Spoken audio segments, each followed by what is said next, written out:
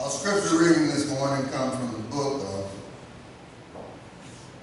Mark chapter 4, verses 35 to verse 41. Mark chapter 4, verses 35 to verse number 41. And I'll be reading from the King James Version of the Bible. And the scripture reads as follows. And the same day, when the evening was come, he said unto them, Let us pass over unto the other side. And when they had sent away the multitude, they took him even as he was in the ship. And there were also with him other little ships. And there arose a great storm of wind, and the waves beat into the ship, so that it was now full. And he was in the hinder part of the ship, asleep on a pillow. And they awake him, and say unto him, Master, carest not that we perish? And he arose and rebuked the wind, and said unto the sea, Peace, be still. And the wind ceased, and there was a great calm. And he said unto them, Why are ye so fearful? How is it that ye have no faith? And they feared exceedingly, and said one to another, What manner of man is this, that even the wind and the sea obey him? I read Mark chapter 4, verses 35 to verse number 41. Let us stand and be led in prayer. Is up there, sorrow and pain will all have flown,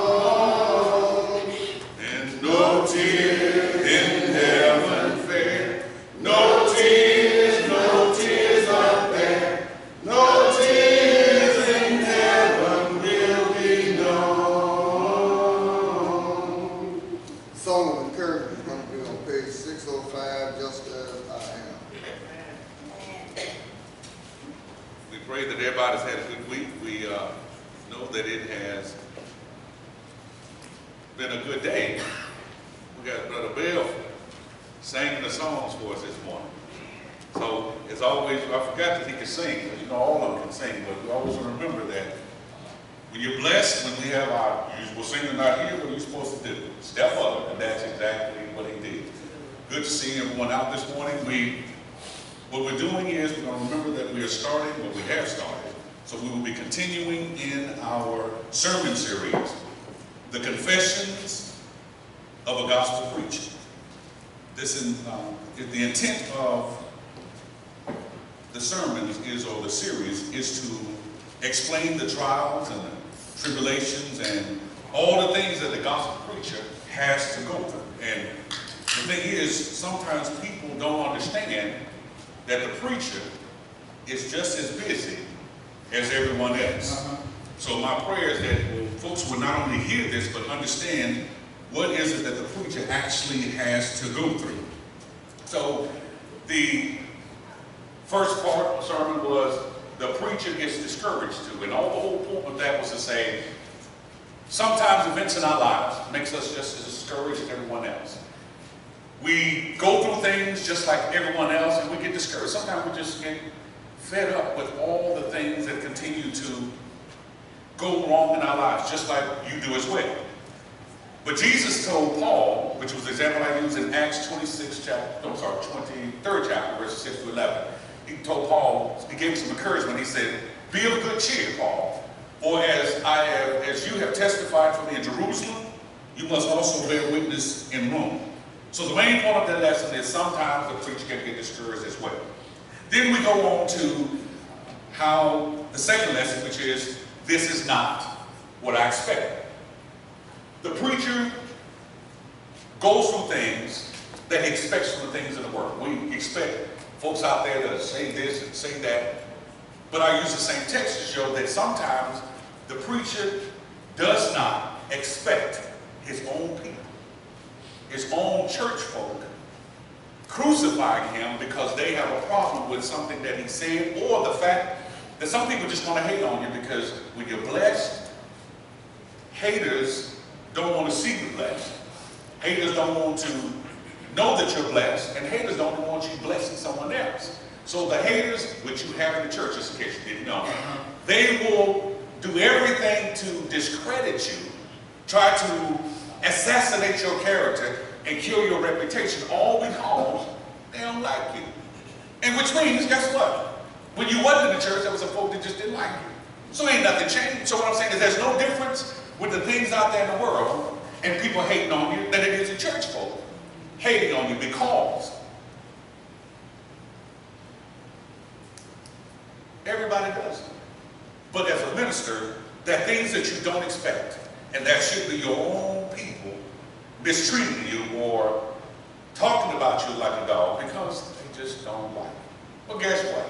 Somebody out there had a birthday party yesterday. We saw the pictures. Somebody didn't like the pictures. As cute as they were, I said, oh, look, look, McDonald's. Mickey Mouse. I'm still hungry from yesterday. But I thought, I said, look, I said, somebody somewhere gonna say something. Because, you know, I like to take pictures with Mariah, not Moriah. Give me that look again. She showed up. And Caitlin, somebody was like, well, you always taking pictures with them. Man, do you want to take a picture too? I mean, sometimes I just want to just jump through Facebook, get in their house, and just say, what's wrong with you? Those are things, and it's not from the people in the world. It's from church folk. So there are things that we should not expect. But Jesus did say that, woe to the teachers of the law and Pharisees, you hypocrites, for you shut the door of the kingdom of heaven in people's faces, and you yourselves do not enter, nor will you let others enter in as well. So understand that there's some folk that not only try to discourage you, they try to keep you from going in. And they ain't going into heaven either. So be mindful that there's some folk that just don't like you. Get over it. Keep it moving, because that's your job. I don't care how much the folk don't like you, you're still working there, ain't you? You're still making that money. Because at the end of the day, when the door closes, do they pay AM bill? Mm-mm. Do they put gas in it? They don't do nothing, do they? Mm-mm. So they don't count.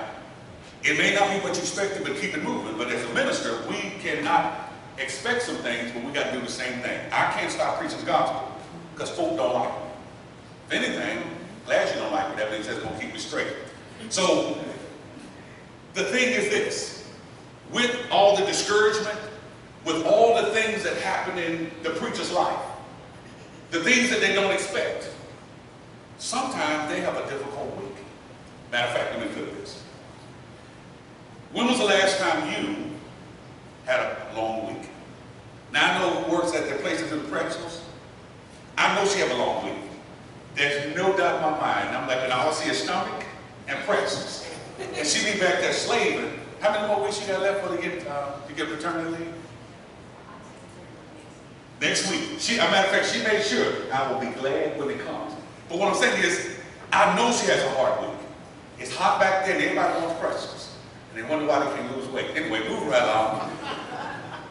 But when was the last time that you had a long day where it seemed like you were never going to finish what you were doing for that day? If it was one thing happening, it's another. I'm talking about the day where you're so tired, you're so exhausted, that you feel like if I lay down, I'm going to sleep for a couple of days. Y'all know what I'm talking about, right? That kind of tired. That Hebrew slave tired, where you know when I close my eyes, when I wake up, I'm going to be tired from sleeping. That kind of tired. And I always said, we worked at Canadian one time, or what's the name of that place? They got a new pill with pride. And then the diet, you definitely will be that tired. But I'm talking about that dog tired, where as soon as you got home, you find yourself ripping and running all through the house, but never getting time to recover from what you had to deal with at work. So some of us had some hard days at work, and you come home, and it seems to be just as hard at home than it is when you're at work. You do all this stuff at work, especially if you got children. You got to cook. After you cook, you got to clean up after you cook. Then if you got children, you know you got to clean up after them. Then you got to take care of the children. And if you got, like some people who take care of the grandchildren, their children, and some other children, you get tired. But Lord forbid if you got a spouse too, and you got to take care of them too. Because you know, you got some folks, y'all done spoiled them, and now they don't know how to act. They can't do nothing. I'm hungry. You've been home 10 minutes. They starving, but they didn't take anything out of you. Keep moving. You don't get a chance to sit down, and when you're tired, when you finally get a chance to sit down, you can't remember if you ate. Anybody had them nights or them days when you come home, you done did all this, and you don't even realize, did I eat? You're just so tired that you don't, did I forget to do anything? Did I forget to eat? So you go to get something to eat, and you have to contemplate, did I eat? I don't know no one's ever had that type of day, but just let you know, I've had moments where I'm like, well, let me eat something just in case I did. That's when you know you're tired. When you're so tired or fatigued that you're confused. Now this movie's in my head. Bewildered. Lethargic. Y'all know what movie I'm talking about, too, to play that game. That you lack the energy to get up out of the chair that you sit in, to take off your clothes, to even take a shower. Have you ever been so tired that you just, matter of fact, I'm just gonna go to bed. Then you realize I gotta take my clothes off, but you're too tired, so you just go ahead and go to bed. That's the kind of tired and fatigue that I'm talking about, where you've had such a day that you don't know what to do when you finally get to bed. But somewhere between good night and good morning, you realize the alarm goes off. You got to start it all over. That makes sense to some folk, right? Especially now the school's in. Now you got to get up, make sure they right, cook for them, make sure they got the clothes on, make sure it's ironed, make sure they don't walk out looking like somebody stole them, but you ain't done nothing for them. Then go to work, deal with all that food, just come home, mama, look.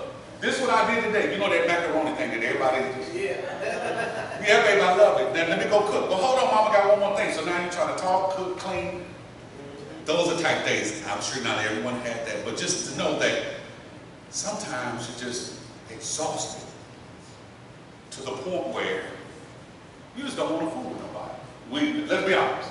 There's some days you don't want to fool with the children, the husband, the wife. You don't even want to fool. The TV's too loud, and the TV ain't even on. Y'all don't know nothing about that. I'm just saying. Only reason I'm throwing it out there is because I remember one of the days I was going to school full time, had my son, we were, of course he had all his games, all that stuff. It was just one of them Saturdays I was just tired. And he was playing his game, and it wasn't even loud. But that noise from that game drove me crazy, and I kept thinking, I wish he would turn it off. But you know when they got them headphones on, you know they can't hear nobody. They can hear the footsteps walking of the game thing, but they can't hear you saying, turn it off! Because sometimes you're so tired, you just don't want to be bothered. So this is, again, you know it's a setup. So when I keep telling you something, I'm setting this up to say something where, to the point where if you watch TV, you turn the TV on, because it's Saturday morning, you finally get a chance to rest, you turn the TV on, and you watch something that you don't even like, because you don't feel like getting up to get the remote control to change the channel. Because if you have to get the remote control, you got to get up. You want to turn it off, but you don't feel like turning it off. So now you're watching a Western, and you don't even like Western. John Wayne was on. You can't stand John Wayne, but you're so tired. I'm just trying to tell you. I know none of y'all had that, but you find out, I'm just too wiped out to do anything. But if you got children, you don't have time to relax. You ain't got time, like Dakota. He'd be off the chain. I'd be feeling sorry for her. She just got a few more days when he get out there thing, come by. But to the point where you're just exhausted. You just don't feel like doing anything else. You're wiped out.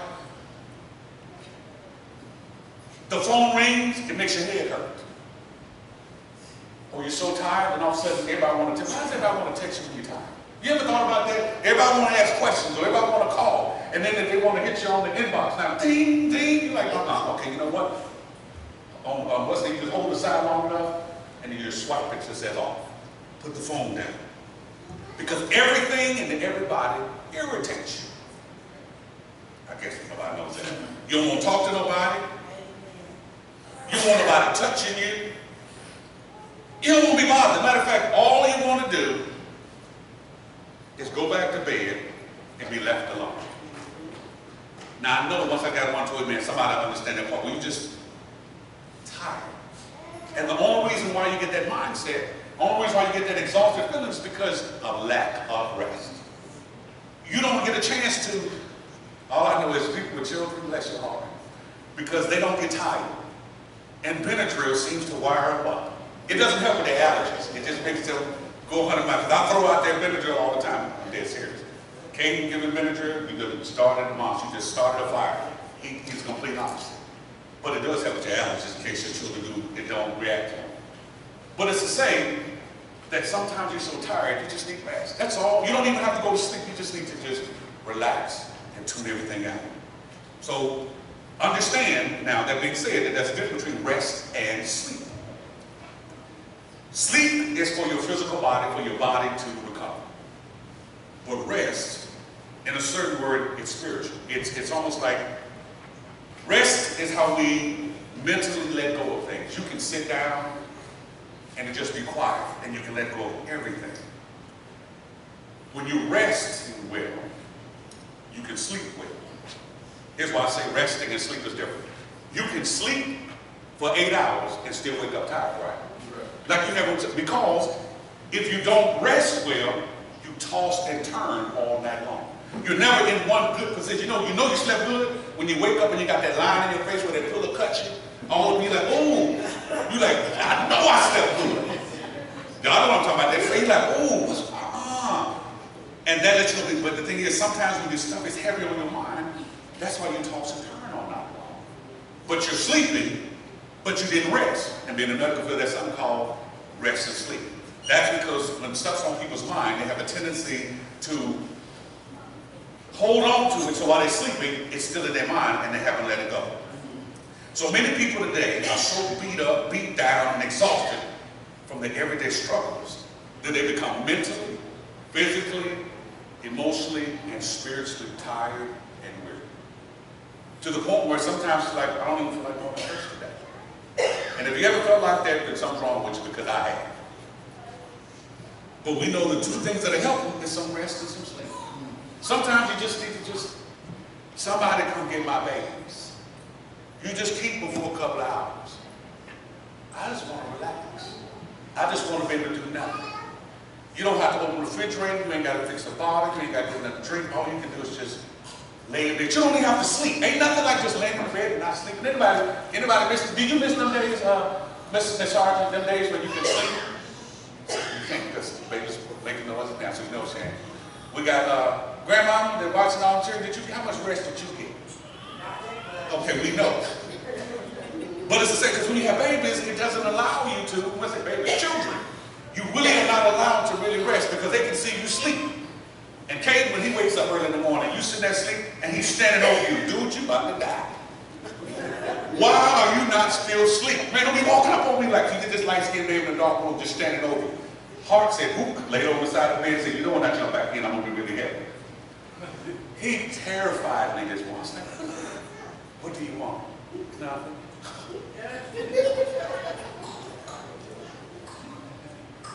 I thought he was going to sleep long, but he didn't. So he's on this.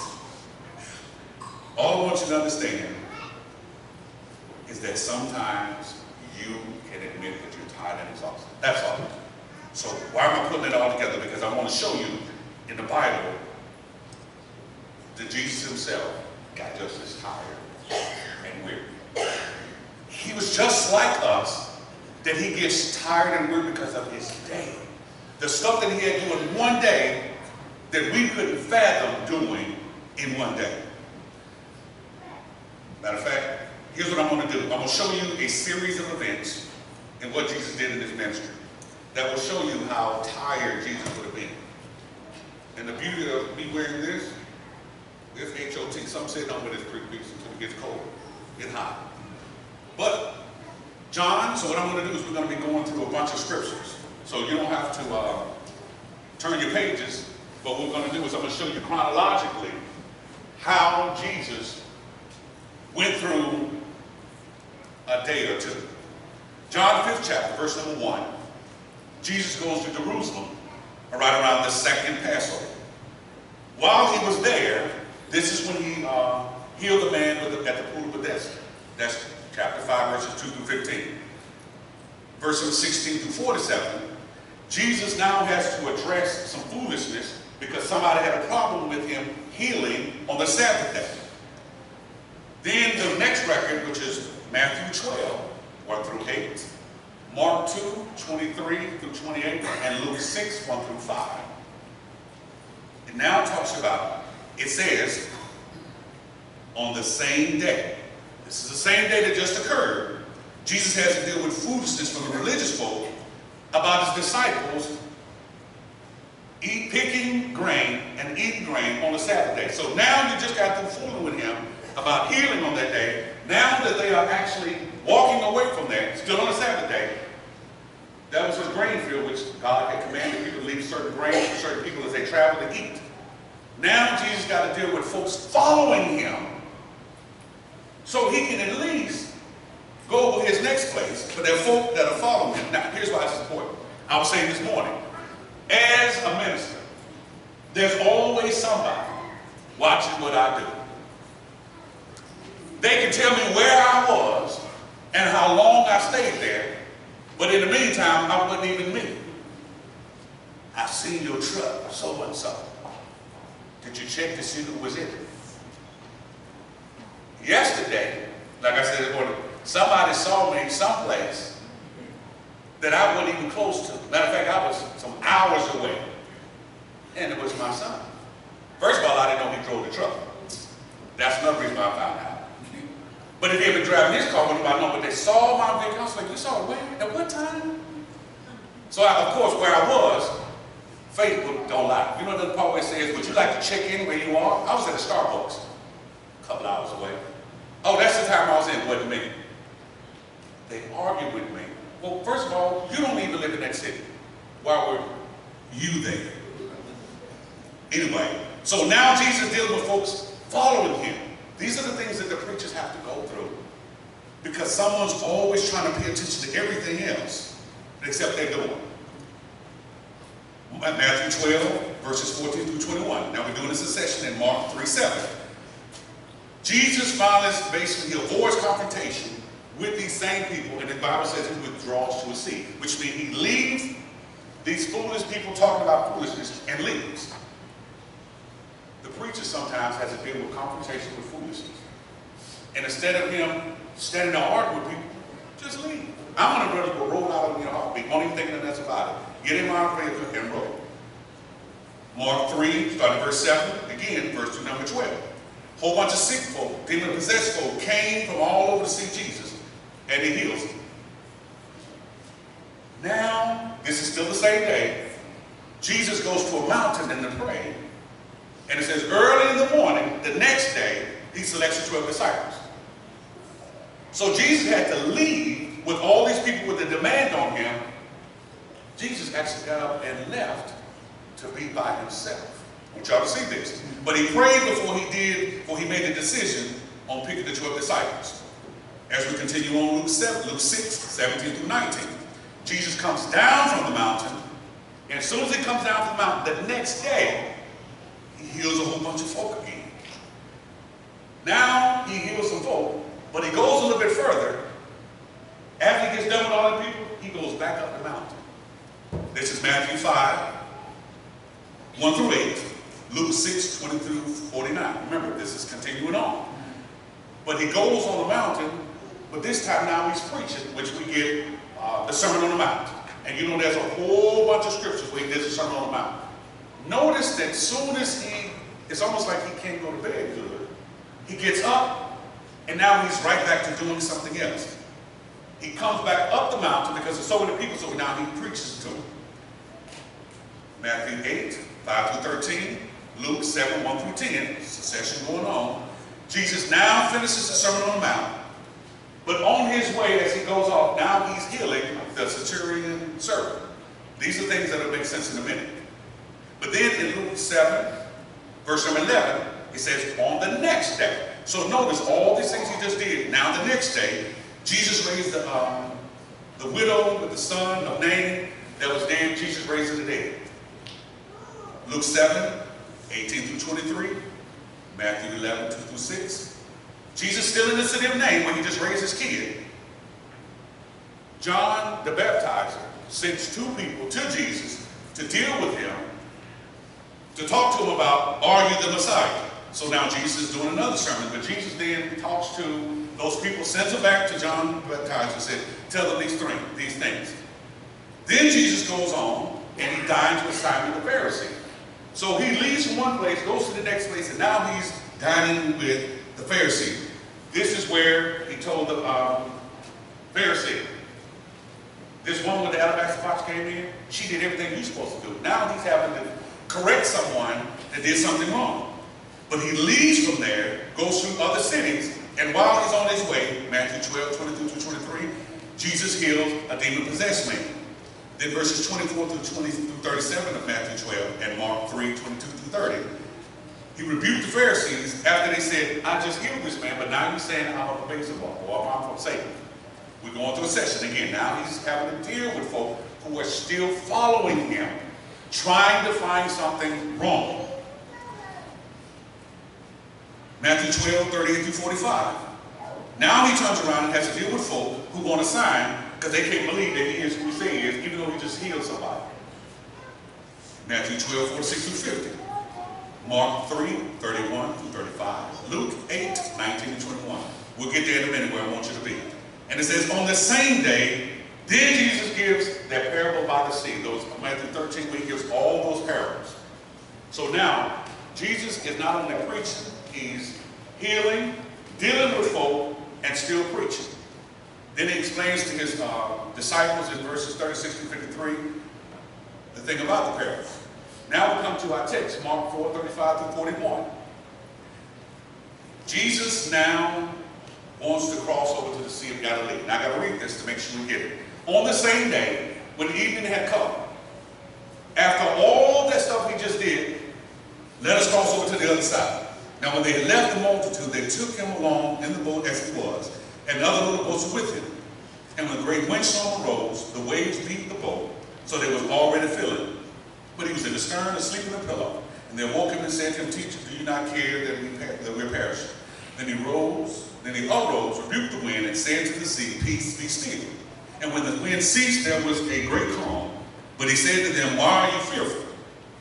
How is it that you have no faith? And they feared exceedingly and said to one to another, Who can this be that even the wind and the sea obey him? Now you should know I'm going right back to verse 38. Everything that he's just done, but he was in the stern asleep on the pillow. So I want you to consider, again, along with the series, Confessions of a Gospel Preacher. The preacher gets tired too. The whole point is to get you to understand the preacher, we get tired just like you do. Some people feel like the preacher should never be tired. He should be able to come do this, go do this, go do this, go do this, and then do that. And then he better get ready to have a sermon on Sunday. But I understand why that is, but what I want you to see is in this text, there were people who were following Jesus. Jesus said, let's go to the other side. Jesus was getting away from them. Now, Jesus sees that there's work to be done, people want to be healed. He sees the crowd. He knows that the same people need to be healed, demons cast out, preaching needs to be done. But he tells the disciples, get in the boat so we can get up on the other side, and he falls asleep. So why did Jesus fall asleep? That's the thing, because he was tired. Just like if you ever just sat down for a few minutes and you ain't paid attention to everything right. And you look, and first thing you look at the watch, you know you get good sleep when you catch this. But you look at your watch and say, I thought I was taking a nap. 4 hours later, you're just now waking up because your body needed the rest. Here's the thing that I couldn't understand is like, everyone always talks about how Jesus woke up and rebuked the sea, rebuked the wind. But here's the thing. Remember it said, the boat was filling with water. That means the boat was rocking back and forth. If it's a storm, we know what the storm sounds like. If Jesus is outside, that means it's raining, right? At the stern of the boat, he's on the boat, it's raining. If you really want to wake somebody up, they say throw water in their face. Why didn't Jesus wake up? If the boat was filling, that means water was going all over the boat. Why didn't Jesus wake up? All that thundering and lightning should have woke somebody up. But why didn't Jesus wake up? He was tired. And that's the thing. Sometimes things happen in your life, you're like, you didn't hear all that? All that thunder and lightning going on? Matter of fact, I have an app on my phone that's thunder and lightning. They help me go to sleep. There's some things when you're tired, it doesn't make a difference because it was like, well, Jesus, he intentionally went to sleep so they could wake him and he could. No, he went to sleep. He just said, can we go to the other side? Let's go over to the other side because he needed a break. He needed rest. So Jesus went to sleep because he was tired. That's why he went to sleep at the stern of the boat. So if we understand that if you just went through all that stuff Jesus just got through going through in 2 days, when you think, matter of fact, he probably went to bed late because he had to go up to the mountain, but he said early in the morning he woke up. So how many hours? Probably 2 or 3 hours and he got sleep. Keep doing that throughout the week, getting 2 or 3 hours of sleep. Won't it catch up with you at the most inopportune moment? When you're so tired you don't feel like doing anything. So on the same day when evening had come, so Jesus in 3 days had a roller coaster ride of his life. Matthew 8:23, Mark 4:36-41, Luke 8:23, Jesus calms the storm in the sea. We get that. So after he wakes up, now he calms the sea, Matthew 8:28-34. I will have these scriptures if you need them again, but I just want to run through them so we don't be here long. Mark 5:1-20, Luke 8:26-39. When he gets to the other side, he has to deal with this man. He don't get off the boat good. This man with the demons come running at him, and Jesus has to cast out the demonic man that had the things in their bodies, the spirits called legion. Then he goes back to the other side, Matthew 9:1, Mark 5:21, Luke 8:40, he goes back and sails to Capernaum. Not Capernaum. Now when he gets to the other side, he comes back to the other side, he gets there, Jairus meets him. Can you help my daughter? My daughter's dying. He ain't got off the boat good. Miss Archer, have you ever got out your car and the children don't even let you get out of the car good and they just start, Mama this and Mama that. You only get in the house good. Mama, and you, yeah, baby, because you got to smile. Think about how we feel. We just like, we just want a little bit of peace. But as soon as he got off the boat, he's being bum rushed. It's a beauty. As he's going where he's going after the man reaches, now you got the one with the issue of blood. If I just touch the hem of his garment. She touched him in the garden. Remember he says, who took the power out of it? And I think it was Peter. They said, everybody around you, why you tripping? You don't understand that sometimes you know when you're tired that somebody touched you. I don't care, it's just like, you just really don't want to be bothered. And don't act like Jesus wasn't human as us, because he still took time away to get away from folks. Then Jesus is walking. The woman with the issue of blood gets healed. But then someone comes and says, why are you disturbed the teacher? Your daughter's dead. So now Jesus, even though it wasn't bad news, think about it. Now it's getting bad news is on his way. How many times do you think the preacher doesn't get bad news at moments that he doesn't expect to have bad news? That early in the morning, you doing what you do, you're relaxing, and all of a sudden you get a phone call, and now the rest of your day is just all messed up because you got bad news. But then, of course, Jesus gets to the house. He's dealing with folk that are doing all this wailing. Jesus kicks him out, but he raises Jairus' daughter. All of these events that just happened, and we nonchalantly look over, but these are 3 powerful things, the 3 days that just happened to Jesus, and we wonder why Jesus went to sleep in the boat. No one ever addresses that he went to sleep in the boat because he was tired. That being said, even though the preacher may not do 1/10 of what Jesus did in one day, but we can't forget that the preacher, just like Jesus, gets tired too. This is what I'm trying to tell you. Confessions of a gospel preacher. There's some preachers that would love to say what I'm saying, but they don't say it to me, so now I'm going to put it out there. There's some preachers that are just tired. They're exhausted, and then there's some who preach so hard for an hour and a half, 2 hours, and then wonder why. Y'all know what I'm talking about. Why, when he gets home, he don't even feel like doing anything. All he wants to do is go to sleep. The point is, the preacher gets tired too. Matter of fact, I'll give you another example. Perfect. John 4. We know John 4. That's one that everyone uses for when Jesus deals with the woman at the well. And it talks about worship, and people use that for evangelism. But we forget in verse number 6 of John 4, at Jacob's well, Jesus was there, and he was wearied from his journey, traveling to where he had to go. Jesus was tired. Now here's the question. When you're really, really irritable, well, I just gave it away. When you're really tired, don't we become irritable? Tell the truth. When you don't want to be bothered because you're dog tired, everybody makes you sick. The phone rings. You hear the ant crawling outside. Ants are walking. Because you just, it's when you're tired, everything bothers you. Jesus was tired, but notice Jesus didn't do what most of us do. We'd have went off. What you want? Why you? Can you give me some water? And then she started talking. Oh, you're talking the truth. Okay, you're tripping. We'd have went off about this woman, not saying what we want to say. He still retreated her with respect. And he didn't down her by knowing about who she was or her lifestyle. Here's what I mean by this. We have to be careful in how we treat people when we're tired. Now, why is that important for me? Because you have no idea how many times I'm just dog tired. And I think somebody got slick mouth on me, and I had to catch myself not to say something slick mouth back. As much as I want to, we still say, you know what? Maybe you misinterpreted what they said because you're tired. Most of the time I'm not. But we still can't just go off on people because you're tired. Because you can easily say, well, I was irritable. I'm sorry. Well, if you was really sorry, you wouldn't say it the way you said it.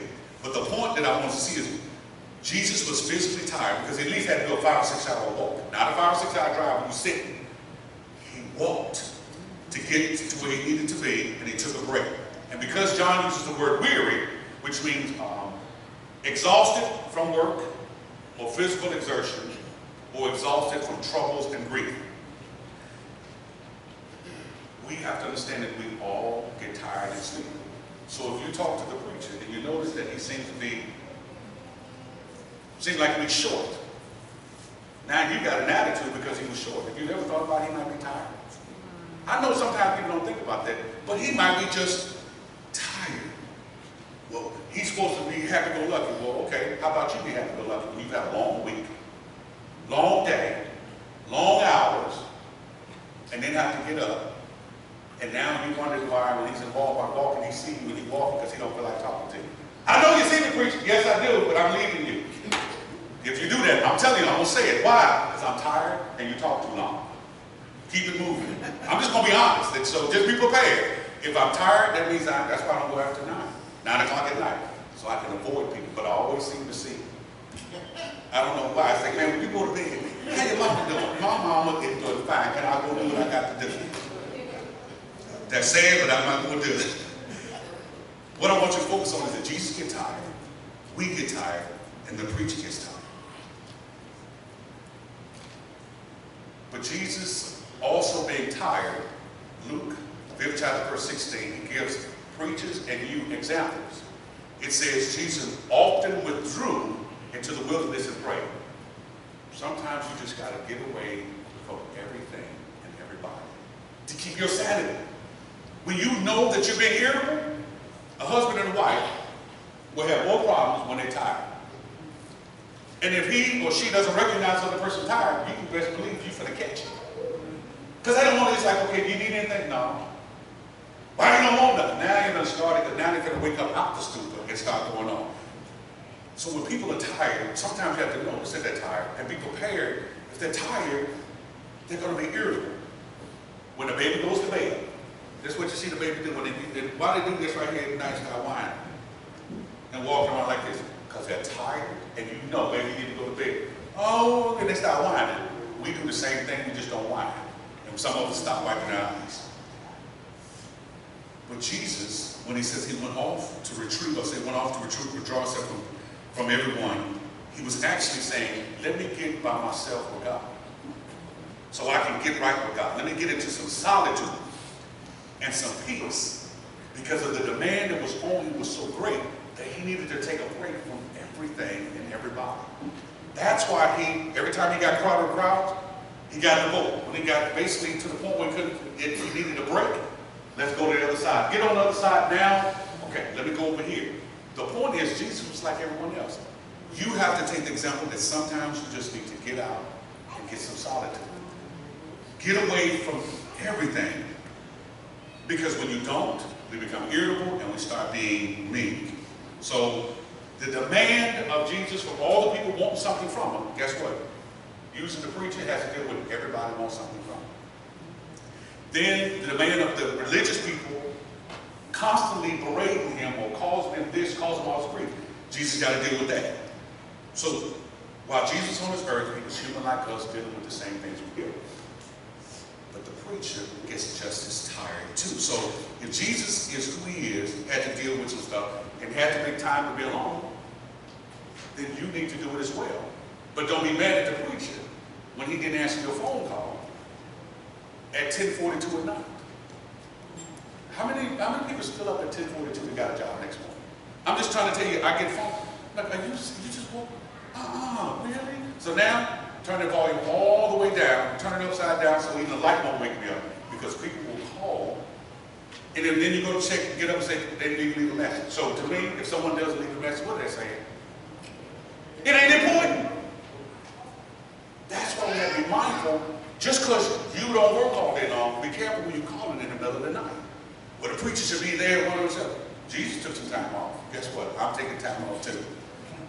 So Jesus shows by that when, if we understand that he's tired, then we should get tired too. But also, the thing about bad news with the phone calls, it is Jesus, when he got through hearing about his cousin John being beheaded, Jesus was upset.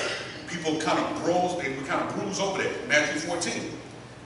Jesus' cousin, John the Baptizer, just got beheaded. Jesus hears about it, and he wants to be alone. So when something bad news comes or someone death in family, don't want you to be alone.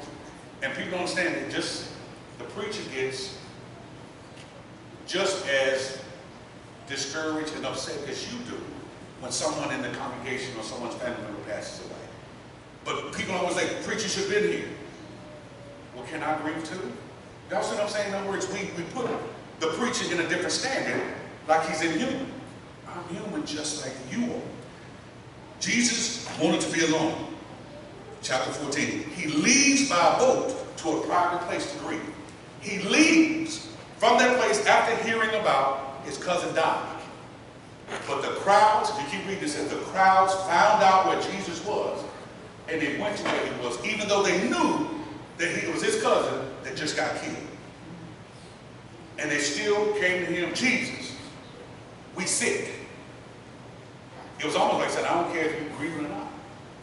But Jesus, it said, the Bible said he still had compassion on him, he still heals them. He performs, and that's when he later on performs the feeding of the 5,000. Now he's grieving because of his loss of his cousin, the one that said he's coming. But Jesus still had compassion on him. That's the difference between, it takes some growing to get to that point. Because there's been many of them thinking, do you not realize I'm going through something too? But you want me to stop whatever I'm doing to do for you. Sometimes, do we ever ask somebody how they're doing before you call and say, I need something? Think about it. When you want something, you expect them to be there at your beck and call. But if they need something, they can't get you. Let's flip that. Before you come to people with some things, sometimes ask them, how you doing, preacher? I get people to get on the phone, preacher, I need this right. And you say, good morning, how you doing? Hope you're having a bad day. No. And y'all know I'm real, right? Good morning, good morning, good morning, good morning, good morning, good morning. Oh, I didn't say good morning. No, you did not. So what were you saying again? That's me. Say good morning before you start blasting. How was my day? Yes, it's 6:17 in this morning. I'm usually still in bed till about 7. I ain't trying to get up early for nobody. But don't just come. I ain't Jesus. I'm trying to get there. That makes sense? When a person's tired, they become irritable. Verse number 23 of chapter 14. After all of that, he sent the multitudes away, and he went back up to the mountain to pray by himself. And it said when the evening came, he was by himself. Notice that Jesus, when everything continued to happen, it's a setup. I'm getting there. He wants to be by himself. Take some time out to yourself. There's nothing wrong with just relaxing mentally. Today we call it chillax.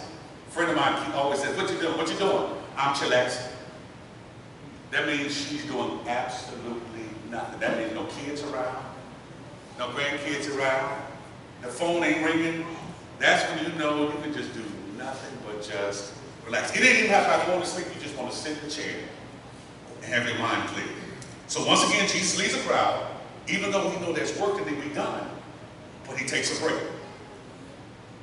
The preacher may be mentally and emotionally tired from bad news, just like Jesus, sickness in his own family, sickness in the church, death of a loved one, just like Jesus had, but he will still put aside his own grieving at any given moment to give someone in the congregation what they need.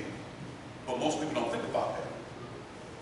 Most people, how many of us really think about that the preacher may be going through something? We don't. And let's say if he's married, and he got a wife that's off the chain. Demanding and off the chain. She can't have her way, she's off the chain. She wants to spend money that they don't have, she's off the chain. Leave that alone because you might say a name.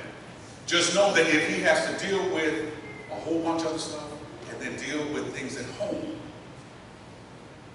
he can get emotionally tired. Just to a point where it's just like, I'm tired of everything. And then on top of that, matter of fact, let's put that in the movie.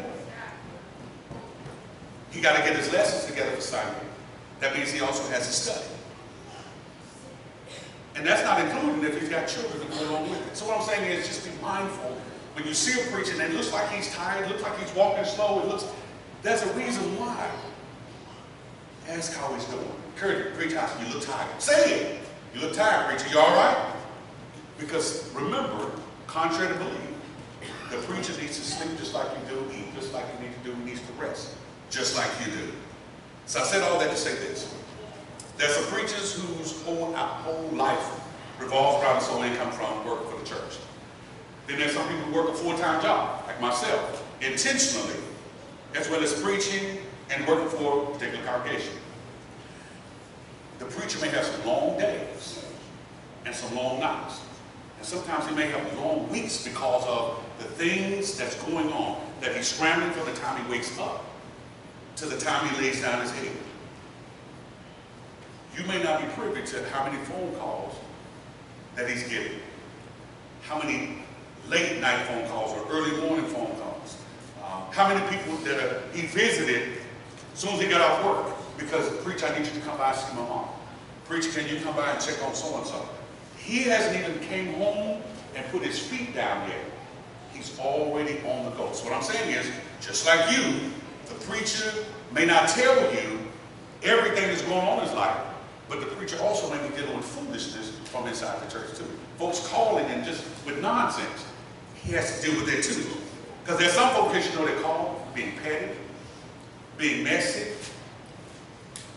And you know I don't deal with messy well. So if you are, just know I'm going to hang up on it. I've done it a couple of times. I don't even deal with it. But those are the things that the preacher has to deal with that we don't think about it. So when someone calls your house with mess and pettiness, don't that just make you just tired, just don't want to fool with it? Guess what? Just like the preacher. So the demand on the preacher usually is higher than the members. So sometimes the preacher may not be as happy-go-lucky. He may not have that pep in his step when you see him, because the preacher gets tired too. There's some folks who expect the preacher to do things that they ain't gonna do themselves. They want the preacher to be a representative at every homecoming, every revival, every gospel meeting, every Southwestern thing. Then they expect the preacher not only to go to the thing on Sunday, they expect you to want you that Monday night, Tuesday night, and Wednesday night, and if it goes on a Friday. The last time somebody had a gospel meeting, bro, we expect you there every night. So you expect them a long thing. I'll see you on Wednesday. But you ain't coming back? Oh, how about Friday? Sunday and Wednesday. And you used to be lying to them. Oh, brother, you won't see me. Because there's no purpose in me telling a lie. And some people will expect you to do all that, but they won't show up either. But you know why they showed up on Sunday at the gospel meeting? Free food.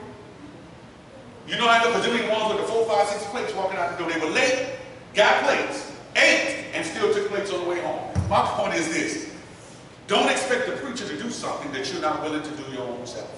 And then expect him not to be tired at the rest of the week. Preacher, you seem to be tired on Wednesday night. Oh, I've been doing this and I've been doing that. Jesus never asked his disciples to do anything that he didn't do himself. So don't you ask the preacher to do anything that you're not willing to do yourself. Because the preacher gets tired too. Matter of fact, I'll put it this way. In the kingdom of God, in the kingdom business, we all have the same occupation. We're all Christians. We just have different vocations, which is nothing but our calling in the kingdom. I'm going to bring it up. Like there's this calling for September, October, November, and December of the building thing. I still see it blank. So I'm not quite sure. Do y'all really want me to point out some folks to take care of the business, the building thing? Or are you going to volunteer so you don't have to hear your preacher's mouth and go fill that out? Because on the next time I bring this up, I'm appointed. Bible tells me I can appoint elders. I'm sure I can appoint names over this too. Take that out of context. But y'all know what I mean. Someone said, Brother Washington, why haven't you been doing a bunch of gospel meetings and homecomings? If the people don't like you, no, I turn them down. Why would I turn them down? Because I'm tired. I don't want to do a gospel meeting, this, gospel meeting, that, because I feel like I'm going to be lacking here and not being here. But most of all, I'm going to be tired. So the reason why we ain't seen a bunch of places, oh, that's all right, find someone else. That's some things we got to do. Speaking of that, since January, June 1st, what have we had almost every weekend, starting from June 1st till the last 3 weeks? A funeral. We have either hosted the funeral or had to go to a funeral, had to cook for the funeral. Then we had our things that we had here on the 5th Sunday. Then we had our homecoming. What time have we had, matter of fact, I'm sorry, homecoming's out hours away. When have we had time, when have we actually had a weekend off? Think about it, we haven't. So I know if you're tired from all that traveling we had to do, don't you think the preacher just as tired too? That's why I said we have to be mindful that sometimes we expect the preacher to do something.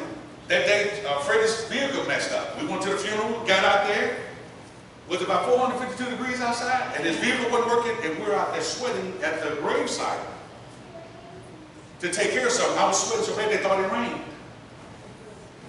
And I would know good the next day at work. But what I'm saying is, the preacher gets tired too.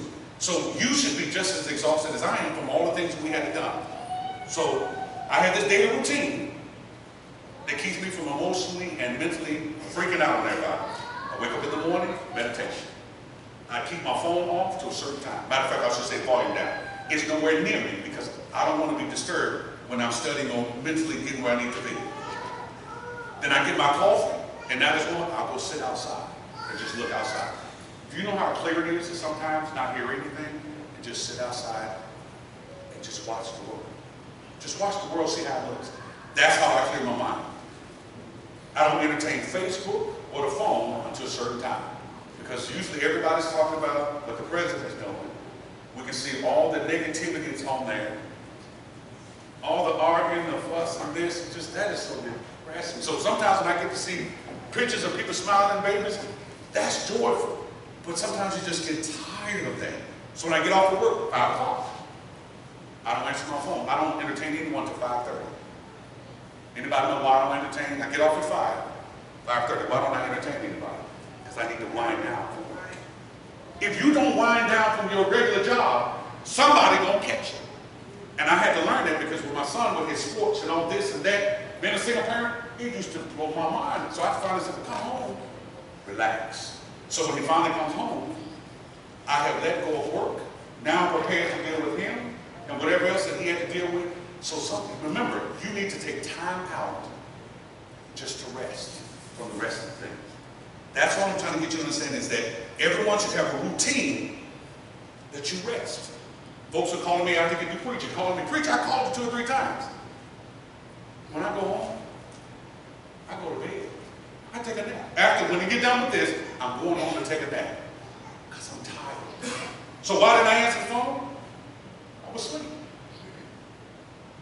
Some of us need to go home and take a nap just to do what you got to do the rest of the day. So when I'm late going to we got an hour and a half way to go we have to do, I go home and take a nap so I can be prepared for the drive to deal with what I'm about to do. I need my naps after worship. Why? Because I'm staying up late on Saturday night and I'm old. I need 4, 5, 6 hours of rest. Back in the day, 2 hours, keep moving next day. I'm old now, so I can't do that. So I'm hoping I'm making sense to the point where saying the preacher gets tired, he needs a break just like you do. And if you understand that, then you can come together and realize when he looks tired, he probably is. So when I got this look on my face, if you ever see me and this looks like I'm not here, I'm uninterested, you don't feel like, look, why are you acting all? Somebody told me I was acting stink one day. I wasn't thinking about them, they weren't even on my mind. This is when somebody had passed away, and that was the only thing that was on my mind, was dealing with that. And then there was another funeral, there was another funeral. That disturbed me because I saw so many people die. So when I came in one Sunday, I wasn't paying attention to anyone. Are you acting all stank? I'm looking like, huh? Completely ignoring them. So you're just going to walk away, no hug. Like, can I get in the house just for a few minutes? But it let me know that when my mind's on something, I'm not thinking about it. OJ song. My body was here, but my mind was on the other side of town. So I had to learn from that. You're going to have to let some stuff go in order, because people expect the preacher to be a certain way when they come in, right? Why can't I expect that with you all? You can come in with not feeling well or just something on your mind, but I can't. I just want y'all to see how that looks, because I'll remember that. Next time you want someone says, oh, why you acting stink? I'm going to call, she'll call you, I'll remind you the day you said it. But as long as we understand that when I have this routine that helps me, you should have a routine, take time out. And when you do, it'll help you through a whole bunch of stuff that we have to go through. The preacher gets tired too, you get tired too, Jesus got tired too, and then Jesus gave a command to his disciples. Let's go rest for a while. Mark 6:31-32. Because there were so many people coming and going that they did not have a chance to eat. When you're so busy in your life, you forget to eat. He said, they didn't get a chance to eat. He says, come with me by yourselves to a quiet place and get some rest. So they went by themselves in a boat to a solitary place. Sometimes just take yourself away from everything, even if it's just for a few minutes, so you can get your mind rested. So all I'm trying to tell you is, these are confessions of the gospel preaching. But if they get tired, you get tired, we all get tired. Take some time out. If you are understanding that we all get tired, how did Jesus get himself renewed? What did he do? He took time out to himself and prayed to God to renew himself, to get peace that will help him get through what he's going through.